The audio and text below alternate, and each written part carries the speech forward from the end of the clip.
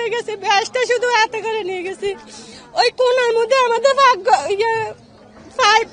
আমরা তো 4-5 করে মিলে 1-2টা পাইপ ওইখানে মুখ ধুইতে গেছে। এমনিতে ওই পাক ঘরে শোনা গেছে ঠাস একটা আওয়াজ হয়েছে। আওয়াজ হওয়ার পরে আমি দৌড়ি মুখ হাত ধুই নাই, দাঁত ব্রাশ করিনি, দৌড়ি আইছি। আই দেখি যে কাউসার 3 নম্বর ঘরের দরজাটা খুলছে। খোলার মধ্যে দুনিয়ার আগুন। না ওই আওয়াজ হয়েছে যে ইয়ার ওই বোট কারেন্টে বোট আছে না ঘরের ভিতরে, এই বোটের আওয়াজে দৌড়ে আই সবাই চিল্লাইতেছি, সবাই ওঠার পর আমার বাচ্চাটির এখন বের করছি। ঘরে ঢুকি মাথার উপরে বেড়ার আগুন না, মাথার উপরে চলে আইছে আগুন। আর কিছু বের করতে পারি না,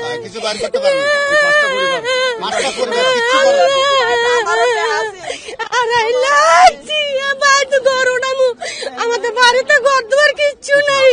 আমরা গরিব মানুষ, মিশিং চালাই, 2-1 খেতা সিলাই ভাত খাই। 2.5 লাখ টাকা 2 করে ব্যাংকে জমাইছি, টিয়াডি আনছি, টাকাগুলো আনছি, ভাত গরু নামু, টাকাগুলো আনছি। আমাদের জীবনের জন্মদিন করতে গেলে টিয়া যাইব, আর আনতে গেলে টিয়া যাইব। আমরা করতাম না, কেন আমাদেরকে দিব? আমাদেরকে কেউ সাহায্য করতো না। সকালে আমি ঘুম থেকে উঠেই দেখতেছি আমার কারেন্টের যেই বোর্ড থেকে আগুন ধরছে। তারপর আমি বের হওয়ার পর পুরো সবকিছু জ্বলে পুড়ে ছাই হয়ে গেছে। আসলে সকালে আমরা ঘুমেছিলাম, যখন আমরা উঠছি দেখতেছি পুরো ঘরে আগুন জ্বলতেছে, তখন আমরা দ্রুত বের হয়ে যাই যান নিয়ে। তারপরে দেখতেছি কিছুক্ষণের মধ্যেই সর্বোচ্চ আগুনে ঝলসে গেছে। এটা আপনার ওই যে বৈদ্যুতিক শর্ট সার্কিট থেকে লাগছে সম্ভবত। আমাদের যে বোর্ডটা কারেন্টের, ওইটা থেকেই আগুনের সূত্রপাত হয়। চোখগুলো মেলছি আগুন, সামনে আগুন, মাথার উপরে দিয়ে আগুন, কোনো মতো বাচ্চা বার হয়েছি, আর কিছু না। কোনো মতো ছেলেরা লইয়া জামাইরে লইয়া বাইরেছি। আগুন ঘুম চোখ খুললে মাত্র দেখতেছি মাথার উপরে দিয়ে আগুন, বাজি দিয়ে আগুন, এসে দিয়ে আগুন, কোনো মতো জীবন নিয়ে বাইরেছি, আর কিছু না।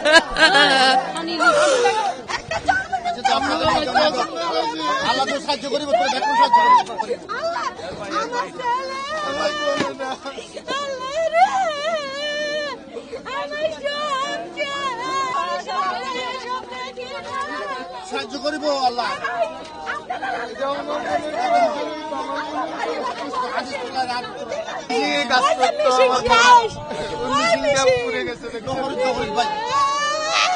আল্লাহ রহমত করি বলো। ঘুমে তো উঠাবো তো পারছি না, আমার ঘরটে আসেন ভাই।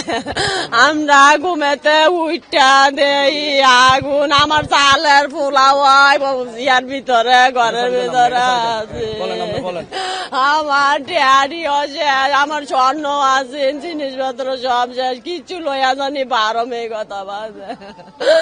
এই জিনিস 5 বছরে চুরাঙ্গ বাসাত কাম কইরা এই জিনিসপত্র। যেখানে আগুন লাগে সেটা হচ্ছে আপনার বেড়ার টিনের ছাউনি একটা ঘর। হ্যাঁ, এখন পার্শ্ববর্তী যারা সেমিফাঁকা ঘরে ছিল, হ্যাঁ, ওরা ঘুমের মধ্যেই ছিল, দরজা বাড়ানো দেওয়া হয়েছে। তখন ওদের সামনে আগুন এবং ধোঁয়ায় ওরা বেরোতে পারে নাই, তখন ওনারা ঘরের মধ্যে সেন্সলেস হয়ে গেছে।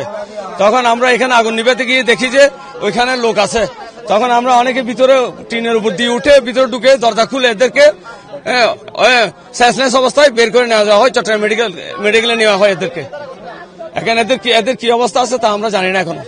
5 জন হাসপাতালে আছে এখন, 5 জন মহিলা সহ। আমরা আনুমানিক 6টার পরে স্পট থেকে কোন একজন লোক ফোন দিয়েছেন আমাদের স্টেশনে। ফোন পাওয়ার পর সঙ্গে সঙ্গে আমরা আমাদের ইউনিট নিয়ে মুভ করি এবং আমাদের যে নন্দনকাননের ইউনিট তারাও মুভ করে। তো নন্দনকানন ওরা আমাদের 2-3 মিনিট আগে পৌঁছায়, তারপরে আমরা পৌঁছানোর পর আমরা স্পটে পানি দেওয়া শুরু করি। পানি দিয়ে আগুনটা ছিল আসলে কাঁচা ঘর, বাঁশের চাটার বেড়া ঘর, যার কারণে দ্রুত আগুনটা ছড়িয়ে পড়েছিল। তারপরে পানি পড়ার পরে সঙ্গে সঙ্গে আগুনটা আমাদের কন্ট্রোলে চলে আসে। এই সময় আমরা তথ্য নিচ্ছিলাম যে কেউ আটকা পড়ছে কিনা ঘরে, তখন কেউ বলতে পারতেছিল না, কিন্তু একটা ঘর ভিতর থেকে আটকা ছিল।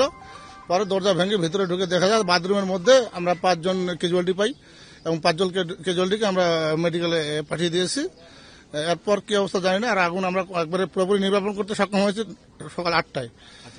আগুন কেন কিভাবে লাগলো আমরা এখানে যারা আছে আশেপাশের লোকজন আছে বা যারা প্রথমেই আগুন নেভানোর চেষ্টা করছে তারা আমাদের যে তথ্যটা দিয়েছে সেটা হচ্ছে যে বিদ্যুতের সুইচ বোর্ডে প্রথম আগুন লেগেছে। তাদের উপরে ছায়া নাই, দুটা মেয়ে বিয়েতে আরেকটা ছেলে, তারা এই কারেন্টের কাজ করি, তাদের জীবন চলে, বাপে কামায়, এই 3টা ফ্যামিলি আর কেউ আপনার আগুন লাগছে,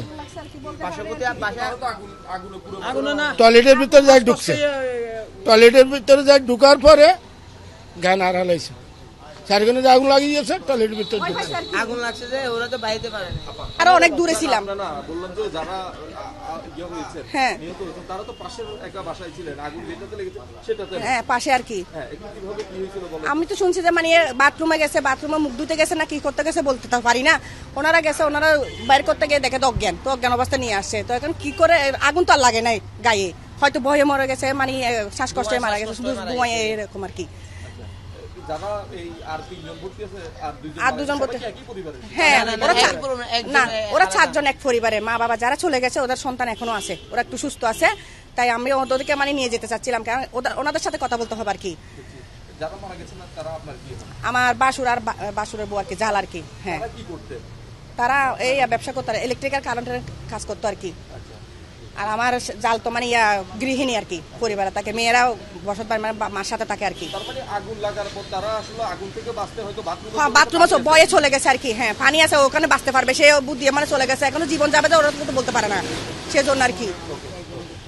অবস্থা ছিল আসলে ওনারা একটা বাথরুমের মধ্যে পুরো 5 জন, একটা ফ্যামিলি, 4 জন ফ্যামিলি আর একজন পাশের বর্তির মানুষ পুরুষ, 3 জন পুরুষ আর 2 জন মহিলা, একজন মৃত ডেড করছে, আরেকজন আছে জীবিত, ওনার মেয়ে, আর ওনার আব্বাও শেষ মারা গেছে, মৃত ডেড করছে। এখানে ওনার একটা বাথরুমের মধ্যে মানে বন্ধ অবস্থা ছিল, শ্বাস নিতে না পারে তারা ওনারা মারা গেছে, কোনো আগুনে পুড়ে মারা যায় নাই।